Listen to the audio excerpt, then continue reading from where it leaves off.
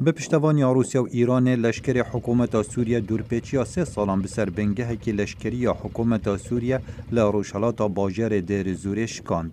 در بازبونا دیر زوره سرکفتنک استراتیجی با حکومت سوریه دجی داعش لمزنترین حوانگه نوی کوناوندا کارداریا پترولا سوریه پیفدار لشکر سوریه پیشکفتن هزین حکومت لدیر زوره بسرکفتن ناف دکت.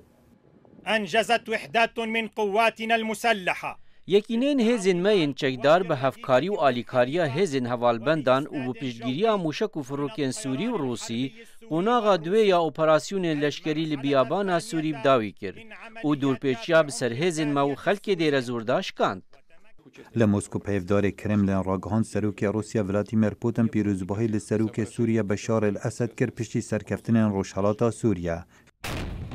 لیر خستیا ماف مرویوان یا رکبری یا سوری دبیجه چکدارن داعش دجی هرشا حکومت لبرخود ده.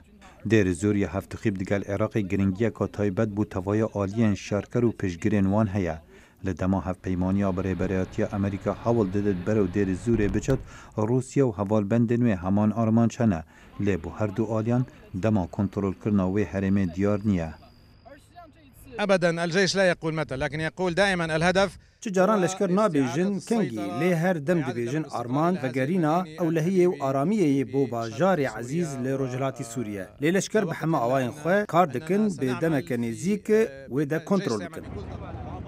تفی شرو هفچونن دنافبرا هزن دجی داعش لآلیه که و شرن دنافبرا حکومت و رکبری سوریه هر تم خلک سیویل بویا قربانی و تاوان شریعت هاتینا انجام دان.